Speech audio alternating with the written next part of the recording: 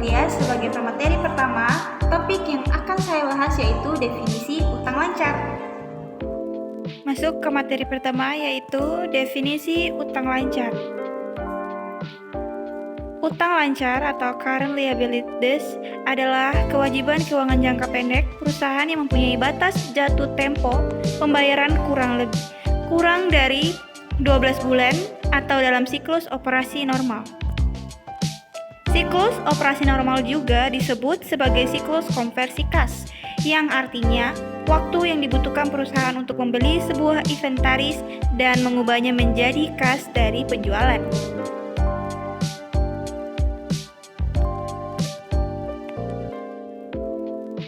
Utang lancar atau current liabilities biasanya diselesaikan dengan menggunakan aset lancar. Adapun yang termasuk dalam aset lancar adalah kas ataupun piutang. Selain itu, aset rasio lancar juga merupakan faktor yang penting dalam menentukan suatu kemampuan perusahaan untuk membayar hutangnya pada saat sudah dalam jatuh tempo. Halo, saya Siti Rosifa sebagai pemateri kedua. Topik yang akan saya bahas yaitu jenis utang lancar. Masuk ke poin kedua yaitu jenis utang lancar. Jenis utang lancar. Utang lancar terbagi menjadi dua yaitu utang yang dapat ditentukan jumlahnya dan utang yang dapat diperkirakan jumlahnya. Utang yang dapat ditentukan jumlahnya. Pertama, utang dagang. Pada umumnya, utang jenis ini muncul karena transaksi jual beli barang dagang yang dilakukan secara kredit atau bayaran tempo. Jangka waktu pembayaran utang dagang ini sesuai kesepakatan, tetapi biasanya hanya sekitar 1-2 bulan saja. Kedua, utang dividen. Utang jenis ini muncul karena perusahaan harus memberikan dividen kepada pemegang saham yang diumumkan sebagai pembagian laba perusahaan. Dana untuk membayar utang dividen ini biasanya sudah dialokasikan karena pembagian laba perusahaan. Ketiga, biaya yang masih harus dibayar. Biaya yang timbul namun belum dibayar, sehingga biaya tersebut akan dibayar dalam jangka waktu tertentu. Ada banyak hal yang menyebabkan munculnya biaya yang masih harus dibayar ini, antara lain debt collector perusahaan rekanan yang belum menagih, kendala teknis sistem pembayaran, dan sebagainya. Keempat, wesel bayar. Wesel bayar sama dengan utang dagang. Penyebabnya juga sama, pembelian barang secara kredit, tapi ada bedanya. Wesel bayar membutuhkan surat perjanjian tertulis, resmi, ada tanda tangan kreditur dan debiturnya. Beda dengan utang dagang yang buktinya hanya nota penjualan saja. Wesel bayar lebih formal, lebih resmi, ada hitam di atas putihnya. Kelima, uang muka. Disebut juga down payment.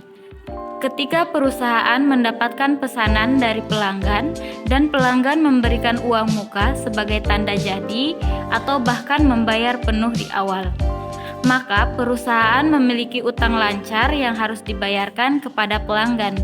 Tidak berupa uang, tapi berupa barang atau jasa yang dipesan. Utang ini akan berakhir jika perusahaan telah menunaikan kewajibannya memberikan pesanan pelanggan. Keenam, utang gaji atau upah. Gaji atau upah yang masih harus dibayar dalam jangka pendek. Biasanya gaji atau upah pegawai sudah ditentukan tanggal pembayarannya. Namun, ketika ada kondisi tertentu yang menyebabkan gaji belum dapat dibayarkan, maka muncullah utang gaji atau upah yang harus segera dilunasi. Ketujuh, utang bonus pegawai. Bonus pegawai yang belum dibayarkan dalam jangka waktu tertentu. Biasanya utang ini muncul setelah diumumkan pemberian bonus, namun bonus tersebut belum dibayarkan. Selanjutnya, utang yang dapat diperkirakan jumlahnya. Pertama, utang pajak penghasilan. Utang ini hadir dalam bentuk pajak atas pendapatan kena pajak yang dihasilkan oleh perusahaan. Utang ini bisa ditaksir jumlahnya. Hitung berdasarkan laba yang dihasilkan periode sebelumnya. Dihitung sesuai dengan aturan pajak, dikalikan tarif pajaknya. Kedua, utang hadiah.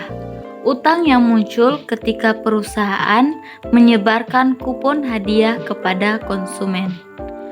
Perusahaan memiliki kewajiban membayar hadiah saat konsumen menukarkan kuponnya.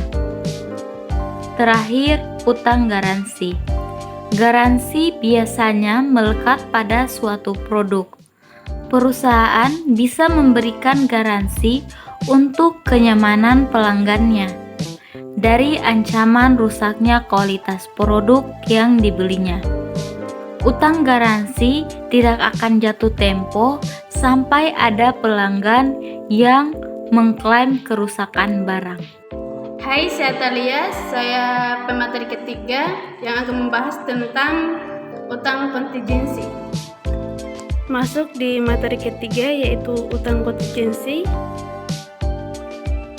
Definisi utang kontingensi atau utang bersyarat merupakan utang yang sampai pada tanggal neraca masih belum pasti apakah akan menjadi kewajiban atau tidak. Utang-utang semacam ini timbul akibat kegiatan di masa yang lalu. Menurut PSA ke-57/27 B, kewajiban kontingensi adalah kewajiban yang timbul sebagai akibat peristiwa masa lalu tetapi tidak diakui karena 1. Tidak terdapat kemungkinan besar entitas mengeluarkan sumber daya yang mengandung manfaat ekonomis untuk menyelesaikan kewajibannya. 2. Jumlah kewajiban tersebut tidak dapat diukur secara andal. Yang termaksud dalam utang-utang bersyarat adalah 1.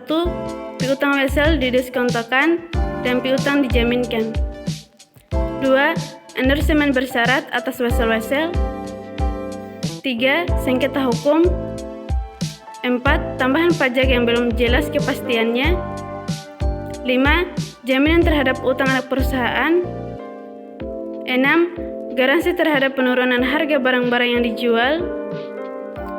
Utang bersyarat dalam neraca bisa ditunjukkan dengan catatan kaki atau dilaporkan dengan judul tersendiri, tetapi tidak ikut dijumlahkan dengan utang-utang yang lain. Ada 3 tipe peristiwa bersyarat, yaitu 1. Probable contingency, yaitu peristiwa yang tingkat kejadian sangat mungkin, jumlahnya dapat diestimasi, harus dicatat dan dilaporkan dalam laporan keuangan. 2. Reasonably possible, peristiwa yang mungkin terjadi, tetapi probability lebih rendah daripada yang pertama, yaitu probable contingency. Jika terjadi, diperlukan pengungkapannya dalam laporan keuangan. 3. Remote contingency, kemungkinan terjadi sangat rendah, tidak dicatat dan diungkapkan dalam laporan keuangan. Dan saya Isa Sriani sebagai pemateri terakhir, topik yang akan saya bahas yaitu penyajian utang lancar di neraca beserta contoh soal dan jurnal. Masuk di poin terakhir, yaitu penyajian utang lancar di neraca. Penyajian utang lancar di neraca tergantung pada metode akuntansi yang digunakan oleh perusahaan. Dalam metode akuntansi umumnya yang diterima secara luas, utang lancar dicatat sebagai kewajiban jangka pendek di neraca perusahaan. Pada neraca, utang lancar biasanya termasuk dalam bagian kewajiban jangka pendek atau utang jangka pendek. Ini mencerminkan kewajiban yang harus diselesaikan oleh perusahaan dalam periode 1 tahun atau kurang. Masuk di penyajian utang lancar di neraca. Contohnya neraca PT XXX periode akhir Desember 2017 yang termaksud dalam aktiva lancar, kas piutang, perlengkapan, sewa dibayar di muka, dia termaksud dalam debit. Terus total aktiva masuk di kredit. Aktiva tetap, tanah, bangunan, akumulasi penyusutan bangunan, peralatan, akumulasi penyusutan peralatan dia masuk di debit. Total aktiva tetap dan total aktiva dia termasuk di kredit. Terus pasiva, hutang, hutang lancar, hutang dagang atau usaha, hutang wesel, hutang pajak, hutang gaji, hutang bunga, hutang lainnya. Total hutang lainnya termasuk dalam debit. Total hutang modal dia termasuk dalam kredit. Terus total hutang tambah modal masuk di kredit. Lanjut kita masuk ke contoh jurnal utang lancar. Masuk ke contoh soal pertama, utang dagang. PT Kenanga pada tanggal 1 November 2013 membeli peralatan secara kredit sebesar Rp 20 juta. Syarat pembelian 2/10 N/30 atau pembelian akan diberikan potongan 2% jika ia membayar harga faktur paling lambat 10 hari setelah tanggal transaksi. Sedangkan waktu pembayaran paling lambat adalah 30 hari. PT Kenanga melakukan pembayaran sejumlah Rp 10 juta pada tanggal 6 November 2013. Kemudian PT Kenanga melakukan pelunasan pada tanggal 15 November 2013. Buatlah jurnal atas transaksi tersebut. Baik, kita masuk ke jurnalnya. Pada tanggal 1 November 2013, persediaan pada utang dagang. Persediaan sebesar Rp 20 juta masuk di debit. Utang dagang sebesar Rp 20 juta masuk di kredit. Lanjut pada tanggal 6 November 2013. Utang dagang pada potongan pembelian dan kas. Utang dagang sebesar Rp 10 juta masuk di debit. Potongan pembelian sebesar Rp 200.000 masuk di kredit. Kas. Hasil kas ini dari utang dagang dikurang potongan pembelian. 10 juta dikurang 200.000 sama dengan 9.800.000. Jadi kasnya sebesar Rp 9.800.000. Lanjut pada tanggal 15 November 2013, utang dagang pada kas. Utang dagang sebesar Rp 10 juta masuk di debit. Kas sebesar Rp 10 juta masuk di kredit. Kita masuk ke contoh soal yang kedua. Utang dividen. PT ABC pada tanggal 15 Desember 2013 mengumumkan membagikan dividen kas sebesar Rp 2,50 per lembar. Tanggal pendaftaran paling lambat adalah 10 Januari 2014. Jumlah saham yang beredar pada saat itu adalah 10 juta lembar. Dividen tersebut dibayar pada tanggal 25 Januari 2014. Baik, kita masuk ke jurnalnya. Pada tanggal 5 Desember 2013, laba ditahan pada utang dividen. Laba ditahan sebesar Rp 25 juta masuk di debit, utang dividen sebesar Rp 25 juta masuk di kredit. Lanjut pada tanggal 25 Januari 2014, utang dividen pada kas. Utang dividen sebesar Rp 25 juta masuk di debit, kas sebesar Rp 25 juta masuk di kredit. Kita masuk ke contoh soal ketiga. Uang muka dan deposit pelanggan. Pada tanggal 19 September 2013, PT ABC menjual 10 krat. 1 krat berisi 24 botol. Kemasan dalam botol dengan harga Rp 100 per krat. Untuk setiap botol dijual, perusahaan membebankan uang tanggungan botol kepada pembeli sebesar Rp 500. Pada tanggal 15 Januari 2014, perusahaan menerima pengembalian botol kosong sejumlah 216 botol atau 9 krat. Baik, di sini kami buat jurnalnya.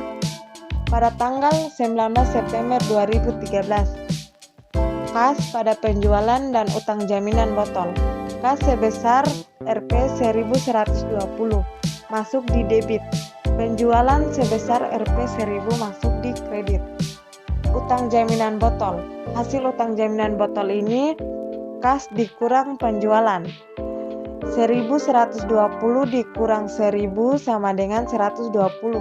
Jadi utang jaminannya sebesar Rp 120 masuk di kredit. Lanjut, pada tanggal 15 Januari 2014, utang jaminan botol pada kas.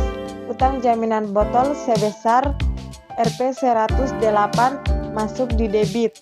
Kas sebesar Rp 108 masuk di kredit. Kita masuk di contoh soal terakhir. Utang PPN. PT Deloitte melakukan penjualan dengan kredit sebesar $30.000 yang dikenakan PPN 6%. Perusahaan juga melakukan penjualan tunai sebesar $20.670 termaksud PPN 6%. A. Buatlah jurnal untuk mencatat penjualan kredit PT Deloitte. B. Buatlah jurnal untuk mencatat penjualan tunai PT Deloitte. Kita jawab dulu di bagian A. Buatlah jurnal untuk mencatat penjualan kredit PT Deloitte. Tapi utang dagang sebesar $31.800 masuk di debit. Terus penjualan sebesar $30.000 masuk di kredit. Terus utang PPN. Utang PPN ini dari hasil piutang dagang dikurang penjualan. $31.800 dikurang $30 sama dengan $1.800. Jadi utang PPN ini $1.800 masuk di kredit. Kemudian kita jawab bagian B. Buatlah jurnal untuk mencatat penjualan tunai PT Deloitte. Kas $20.670 masuk di debit. Kemudian penjualan $19.500 masuk di kredit. Terus 19.500 ini kita dapat dari $20.670 dibagi 1,06 sama dengan $19.500. Jadi hasil dari $500 ini kita dapat dari $20.670 dibagi 1,06 sama dengan $19.500. Terus utang PPN. Utang PPN ini hasil dari kas dikurang penjualan. $20.670 dikurang $19.500 sama dengan 1.170. Jadi utang PPN-nya 1.170 masuk di kredit. Thank you. Materi dari kami, lebih kurangnya mohon dimaafkan. Akhir kata, wabillahi taufiq wal hidayah. Wassalamualaikum warahmatullahi wabarakatuh. Thanks for watching. Dadah.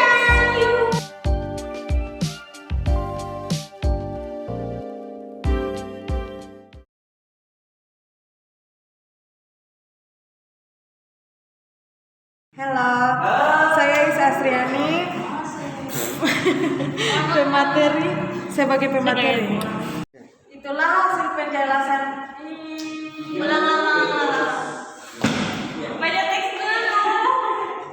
Halo, saya Siti Rosifa sebagai pemateri kedua.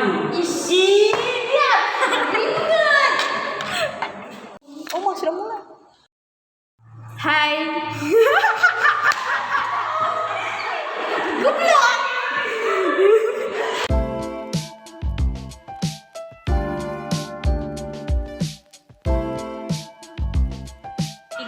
Assalamualaikum warahmatullahi wabarakatuh. Kami mahasiswa Politeknik Bau-Bau, jurusan Ekonomi dan Bisnis, Prodi Akuntansi Perpajakan. Hadirnya kami di sini untuk memenuhi tugas kami pengantar akuntansi 2 yang diberikan oleh Ibu Irmawati Alimudin SMK dengan subjudul Akuntansi Utang Lancar. Sebelum itu kami akan memperkenalkan diri. Saya Wahda Ratna Mulia sebagai pemateri pertama. Saya Siti Rosifa sebagai pemateri kedua.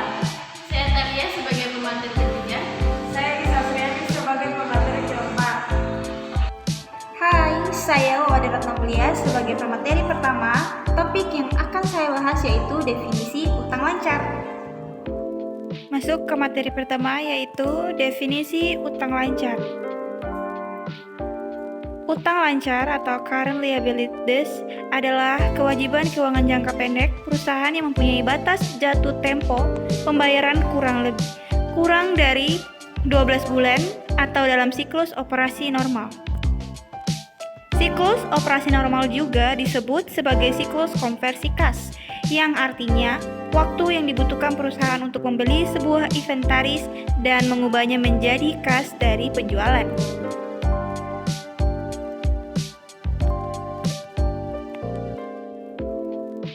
Utang lancar atau current liabilities biasanya diselesaikan dengan menggunakan aset lancar. Adapun yang termasuk dalam aset lancar adalah kas ataupun piutang.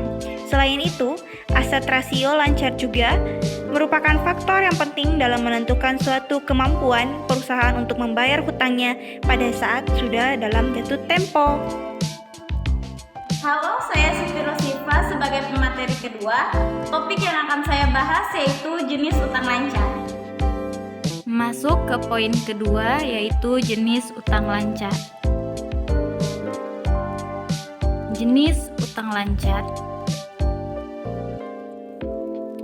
Utang lancar terbagi menjadi dua yaitu utang yang dapat ditentukan jumlahnya dan utang yang dapat diperkirakan jumlahnya. Utang yang dapat ditentukan jumlahnya. Pertama, utang dagang. Pada umumnya, utang jenis ini muncul karena transaksi jual beli barang dagang yang dilakukan secara kredit atau bayaran tempo. Jangka waktu pembayaran utang dagang ini sesuai kesepakatan, tetapi biasanya hanya sekitar 1-2 bulan saja. Kedua, utang dividen. Utang jenis ini muncul karena perusahaan harus memberikan dividen kepada pemegang saham yang diumumkan sebagai pembagian laba perusahaan. Dana untuk membayar utang dividen ini biasanya sudah dialokasikan karena pembagian laba perusahaan. Ketiga, biaya yang masih harus dibayar. Biaya yang timbul namun belum dibayar, sehingga biaya tersebut akan dibayar dalam jangka waktu tertentu. Ada banyak hal yang menyebabkan munculnya biaya yang masih harus dibayar ini, antara lain debt collector perusahaan rekanan yang belum menagih, kendala teknis sistem pembayaran, dan sebagainya. Keempat, wesel bayar. Wesel bayar sama dengan utang dagang. Penyebabnya juga sama, pembelian barang secara kredit, tapi ada bedanya. Wesel bayar membutuhkan surat perjanjian tertulis, resmi, ada tanda tangan kreditur dan debiturnya. Beda dengan utang dagang yang buktinya hanya nota penjualan saja. Wesel bayar lebih formal, lebih resmi, ada hitam di atas putihnya. Kelima, uang muka. Disebut juga down payment. Ketika perusahaan mendapatkan pesanan dari pelanggan dan pelanggan memberikan uang muka sebagai tanda jadi atau bahkan membayar penuh di awal, maka perusahaan memiliki utang lancar yang harus dibayarkan kepada pelanggan. Tidak berupa uang, tapi berupa barang atau jasa yang dipesan. Utang ini akan berakhir jika perusahaan telah menunaikan kewajibannya memberikan pesanan pelanggan. Keenam, utang gaji atau upah. Gaji atau upah yang masih harus dibayar dalam jangka pendek. Biasanya gaji atau upah pegawai sudah ditentukan tanggal pembayarannya. Namun, ketika ada kondisi tertentu yang menyebabkan gaji belum dapat dibayarkan, maka muncullah utang gaji atau upah yang harus segera dilunasi. Ketujuh, utang bonus pegawai. Bonus pegawai yang belum dibayarkan dalam jangka waktu tertentu. Biasanya utang ini muncul setelah diumumkan pemberian bonus, namun bonus tersebut belum dibayarkan. Selanjutnya, utang yang dapat diperkirakan jumlahnya. Pertama, utang pajak penghasilan. Utang ini hadir dalam bentuk pajak. atas pendapatan kena pajak yang dihasilkan oleh perusahaan. Utang ini bisa ditaksir jumlahnya. Hitung berdasarkan laba yang dihasilkan periode sebelumnya. Dihitung sesuai dengan aturan pajak, dikalikan tarif pajaknya. Kedua, utang hadiah. Utang yang muncul ketika perusahaan menyebarkan kupon hadiah kepada konsumen. Perusahaan memiliki kewajiban membayar hadiah saat konsumen menukarkan kuponnya. Terakhir, utang garansi. Garansi biasanya melekat pada suatu produk. Perusahaan bisa memberikan garansi untuk kenyamanan pelanggannya dari ancaman rusaknya kualitas produk yang dibelinya. Utang garansi tidak akan jatuh tempo sampai ada pelanggan yang mengklaim kerusakan barang. Hai, saya Talia, saya pemateri ketiga yang akan membahas tentang utang kontingensi. Masuk di materi ketiga yaitu utang kontingensi. Definisi utang kontingensi atau utang bersyarat merupakan utang yang sampai pada tanggal neraca masih belum pasti apakah akan menjadi kewajiban atau tidak. Utang-utang semacam ini timbul akibat kegiatan di masa yang lalu. Menurut PSA ke-57/27 B, kewajiban kontingensi adalah kewajiban yang timbul sebagai akibat peristiwa masa lalu tetapi tidak diakui karena 1. Tidak terdapat kemungkinan besar entitas mengeluarkan sumber daya yang mengandung manfaat ekonomis untuk menyelesaikan kewajibannya. 2. Jumlah kewajiban tersebut tidak dapat diukur secara andal. Yang termaksud dalam utang-utang bersyarat adalah 1. Piutang wesel didiskontokan dan piutang dijaminkan. 2. Endorsement bersyarat atas wesel-wesel. 3. Sengketa hukum. 4. Tambahan pajak yang belum jelas kepastiannya. 5. Jaminan terhadap utang anak perusahaan. 6. Garansi terhadap penurunan harga barang-barang yang dijual. Utang bersyarat dalam neraca bisa ditunjukkan dengan catatan kaki atau dilaporkan dengan judul tersendiri, tetapi tidak ikut dijumlahkan dengan utang-utang yang lain. Ada 3 tipe peristiwa bersyarat, yaitu 1. Probable contingency, yaitu peristiwa yang tingkat kejadian sangat mungkin, jumlahnya dapat diestimasi, harus dicatat dan dilaporkan dalam laporan keuangan. 2. Reasonably possible, peristiwa yang mungkin terjadi, tetapi probability lebih rendah daripada yang pertama, yaitu probable contingency. Jika terjadi, diperlukan pengungkapannya dalam laporan keuangan. 3. Remote contingency, kemungkinan terjadi sangat rendah, tidak dicatat dan diungkapkan dalam laporan keuangan. Dan saya Isa Sriani sebagai pemateri terakhir, topik yang akan saya bahas yaitu penyajian utang lancar di neraca beserta contoh soal dan jurnal. Masuk di poin terakhir, yaitu penyajian utang lancar di neraca. Penyajian utang lancar di neraca tergantung pada metode akuntansi yang digunakan oleh perusahaan.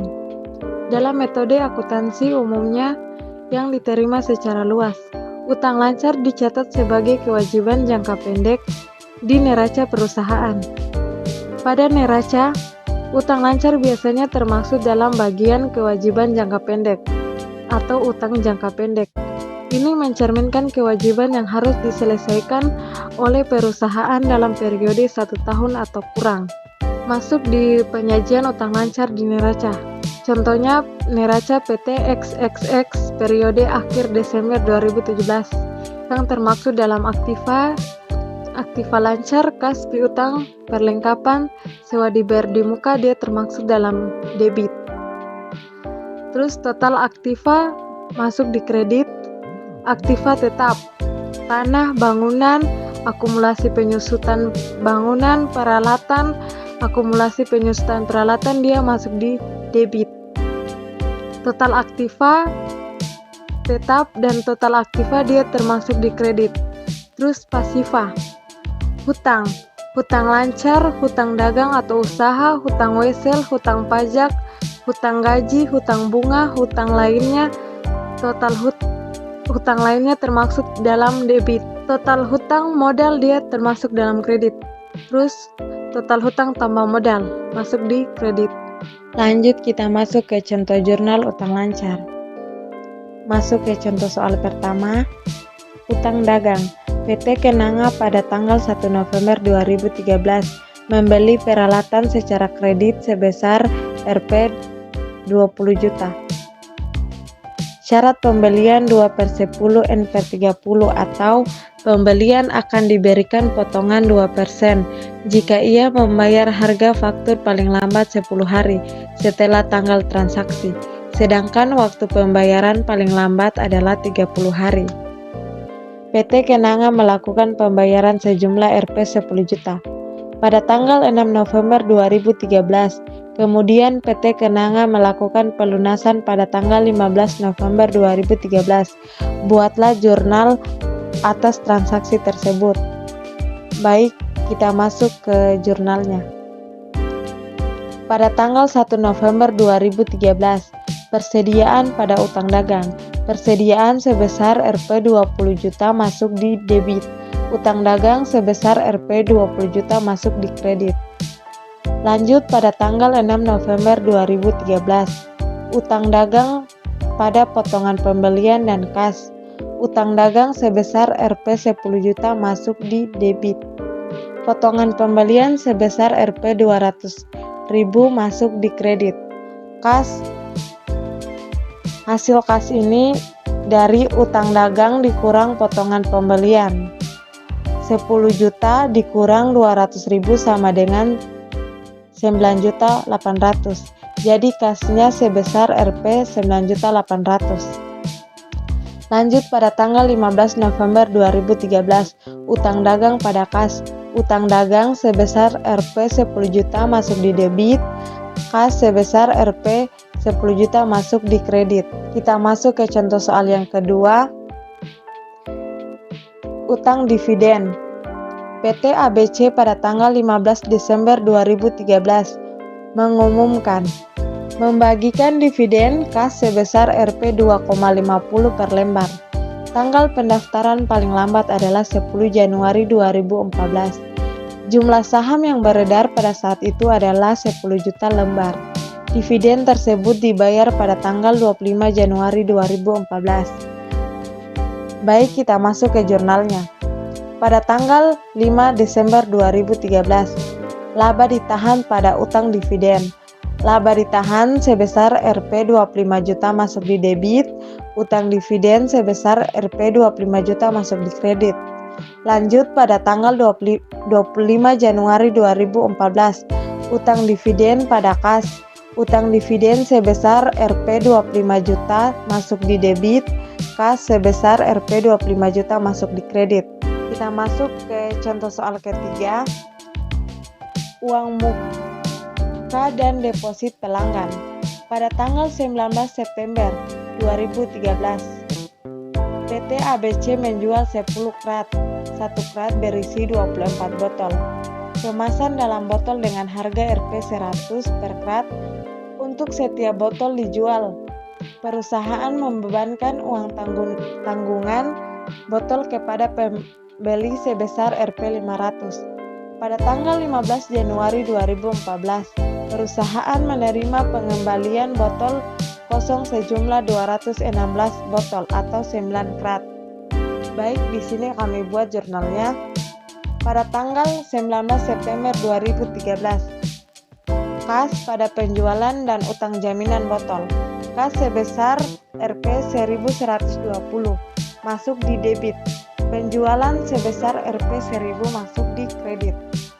Utang jaminan botol. Hasil utang jaminan botol ini kas dikurang penjualan. 1.120 dikurang 1.000 sama dengan 120. Jadi utang jaminannya sebesar Rp 120 masuk di kredit. Lanjut, pada tanggal 15 Januari 2014, utang jaminan botol pada kas. Utang jaminan botol sebesar Rp 108 masuk di debit. Kas sebesar Rp 108 masuk di kredit. Kita masuk di contoh soal terakhir. Utang PPN. PT Deloitte melakukan penjualan dengan kredit sebesar $30.000 yang dikenakan PPN 6%. Perusahaan juga melakukan penjualan tunai sebesar $20.670, termaksud PPN 6%. A. Buatlah jurnal untuk mencatat penjualan kredit PT Deloitte. B. Buatlah jurnal untuk mencatat penjualan tunai PT Deloitte. Kita jawab dulu di bagian A. Buatlah jurnal untuk mencatat penjualan kredit PT Deloitte. Tapi utang dagang sebesar $31.800 masuk di debit. Terus penjualan sebesar $30.000 masuk di kredit. Terus utang PPN. Utang PPN ini dari hasil piutang dagang dikurang penjualan. $31.800 dikurang $30 sama dengan $1.800. Jadi utang PPN ini $1.800 masuk di kredit. Kemudian kita jawab bagian B. Buatlah jurnal untuk mencatat penjualan tunai PT Deloitte. Kas $20.670 masuk di debit. Kemudian penjualan $19.500 masuk di kredit. Terus 19.500 ini kita dapat dari $20.670 dibagi 1,06 sama dengan $19.500. Jadi hasil dari $500 ini kita dapat dari $20.670 dibagi 1,06 sama dengan $19.500. Terus utang PPN. Utang PPN ini hasil dari kas dikurang penjualan. $20.670 dikurang $19.500 sama dengan 1.170. Jadi utang PPN-nya 1.170 masuk di kredit. Thank you. Materi dari kami, lebih kurangnya mohon dimaafkan. Akhir kata, wabillahi taufiq wal hidayah. Wassalamualaikum warahmatullahi wabarakatuh. Thanks for watching. Dadah.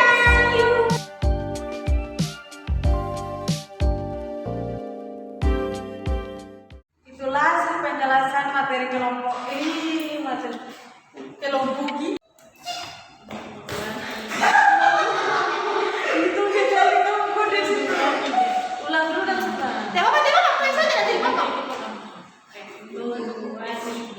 Assalamualaikum warahmatullahi wabarakatuh. Oh, sudah mulai. Halo, saya Siti Rosifa sebagai pemateri kedua.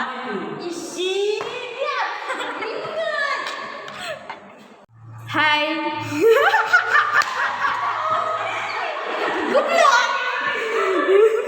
Halo, saya Isa Asriani, pemateri sebagai pemateri.